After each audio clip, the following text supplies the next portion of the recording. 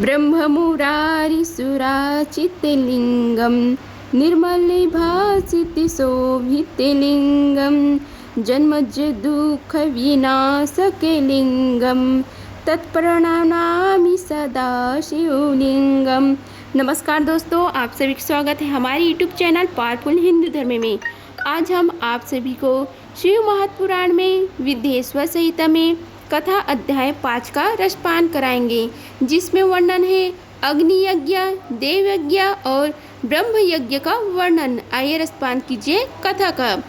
ऋषियों ने कहा, हे प्रभु, अग्नि यज्ञ, देव यज्ञ और ब्रह्म यज्ञ का वर्णन करके हमें कृतार्थ करें। सूत जी बोले कि हे महर्षियों, गृहस्थ पुरुषों के लिए प्रातः और संयम काल अग्नि में 2 चावल और द्रव्य की आहुति ही अग्नि यज्ञ है। ब्रह्मचारियों के लिए समाधि का देना ही अग्नि यज्ञ है, अर्थात अग्नि में सामग्री की आहुति देना उनके लिए अग्नि यज्ञ है। द्विजों का जब तक विवाह न हो जाए उनके लिए अग्नि में समिधा की आहुति, व्रत तथा जप करना ही अग्नि यज्ञ है। द्विजो जिसने अग्नि को विसर्जित कर उसे अपने आत्मा में स्थापित कर लिया है, ऐसे वानप्रस्थियों और सन्यासियों के लिए यही अग्नि यज्ञ है कि वे समय पर हितकर और पवित्र अन्न का भोजन कर लें। ब्राह्मणों संयम काल अग्नि के लिए दी आहुति से संपत्ति की प्राप्ति होती है तथा प्रातः काल सूर्यदेव को दी आहुति से आयु की वृद्धि होती है। दिन में अग्निदेव सूर्य में हो प्रविष्ट हो जाते हैं, अतः प्रातःकाल सूर्य को दी आहुति अग्नि यज्ञ के समान ही होती है। इंद्र आदि समस्त देवताओं को प्राप्त करने के उद्देश्य से जो आहुति अग्नि में दी जाती है वह देव यज्ञ कहलाती है। लौकिक अग्नि में प्रतिष्ठित जो संस्कार निमित्तिक हवन कर्म है वह देव यज्ञ है। देवताओं को प्रसन्न करने के लिए नियम से विधि पूर्वक किया गया यज्ञ ही देव यज्ञ है। वेदों के नित्य अध्ययन और स्वाध्याय को ब्रह्म यज्ञ कहते हैं। मनुष्य को देवताओं की तृप्ति के लिए प्रतिदिन ब्रह्म यज्ञ करनी चाहिए। प्रातः काल और संयम काल को ही इसे किया जा सकता है। अग्नि के बिना देव यज्ञ कैसे होता है, इसे श्रद्धा और आदर से सुनो।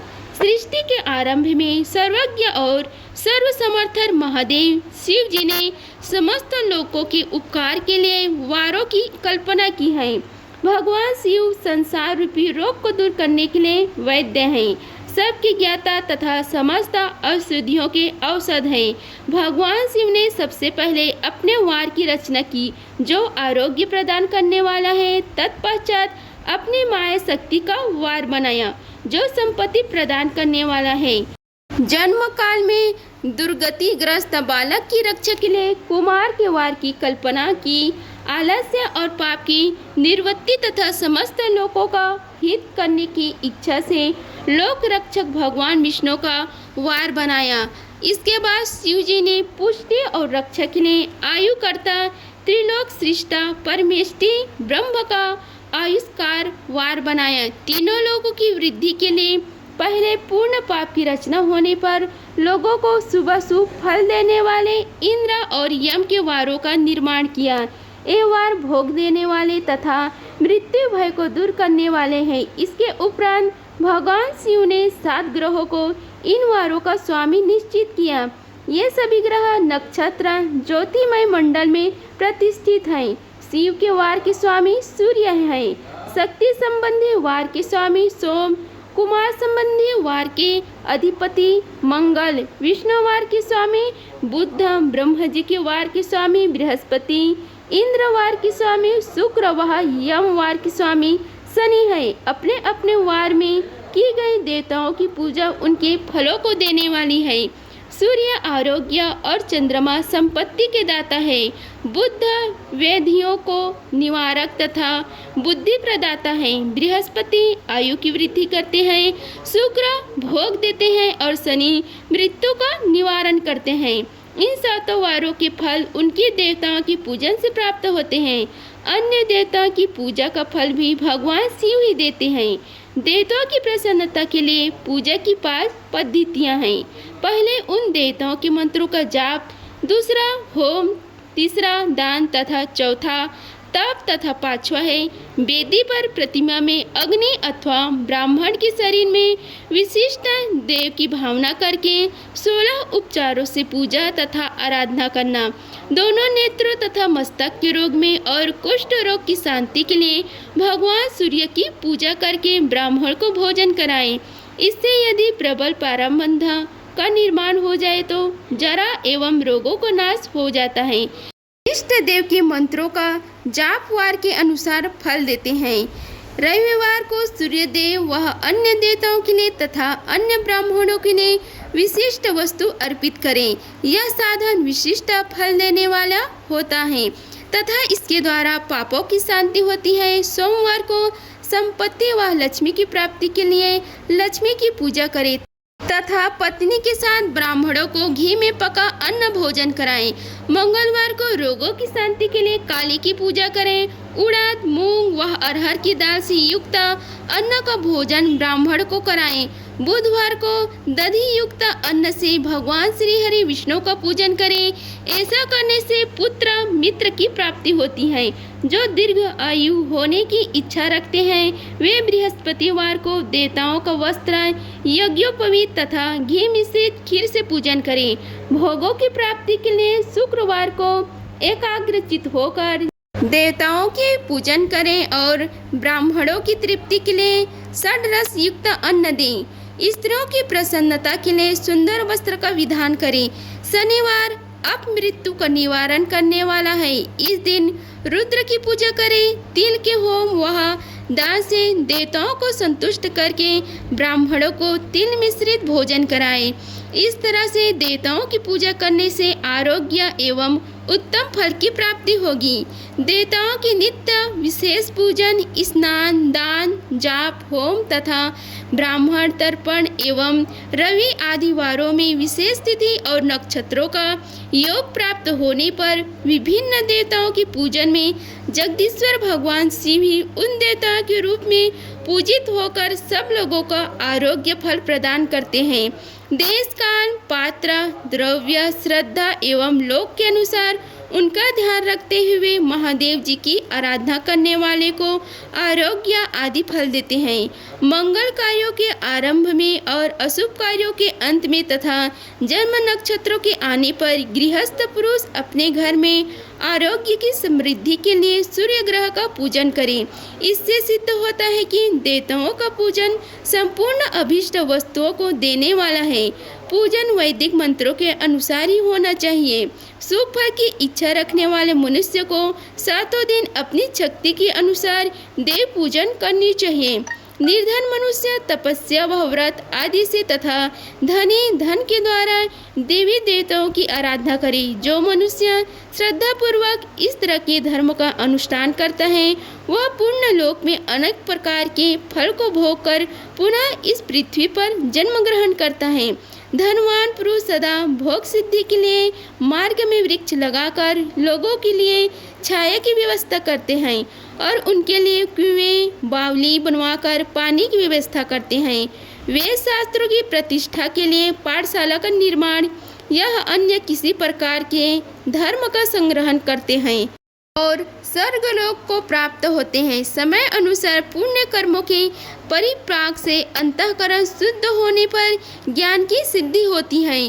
जो इस अध्याय को जो सुनता है, पढ़ता है अथवा सुनने की व्यवस्था करता है उसे देव यज्ञ का फल प्राप्त होता है। आगे की कथा में वर्णन है देश, काल, पात्र और दान का विचार। ऋषियों ने कहा, समस्त पदार्थों के ज्ञातों में श्रेष्ठ सूत जी हमसे देश, काल और दान का वर्णन कीजिए। देश काल का वर्णन सूत जी बोले, अपने घर में किया गया देव यज्ञ शुद्ध गृह के फल को देने वाला है। गौशाला का स्थान घर में किए गए देव यज्ञ से 10 गुना अधिक, जलाशय का तट गौशाला से 10 गुना है एवं जहाँ तुलसी, बेल और पीपल वृक्ष का मूल हो वह स्थान जलाशय तट से भी 10 गुना महत्व देने वाला है। देवालय उससे भी अधिक महत्व रखता है। देवालय से 10 गुना महत्व रखता है तीर्थ भूमि का तट, उससे भी श्रेष्ठ है नदी का किनारा तथा उसका 10 गुना उत्कृष्ट है तीर्थ नदी का तट। इससे भी अधिक महत्व रखने वाला है सप्तगंगा कटत, जिसमें गंगा, गोदावरी, कावेरी, ताम्रपर्णी, सिंधु, सरयू और रेवा नदियाँ आती है। इससे भी 10 गुना अधिक फल समुद्र का तट और उससे भी 10 गुना अधिक फल पर्वत चोटी पर पूजा करने से होता है। और सबसे अधिक महत्व का स्थान वह होता है जहाँ मन रम जाए। अब काल वर्णन का विषय में आप सभी को बताते हैं। सतयुग में यज्ञ, दान आदि से संपूर्ण फलों की प्राप्ति होती है।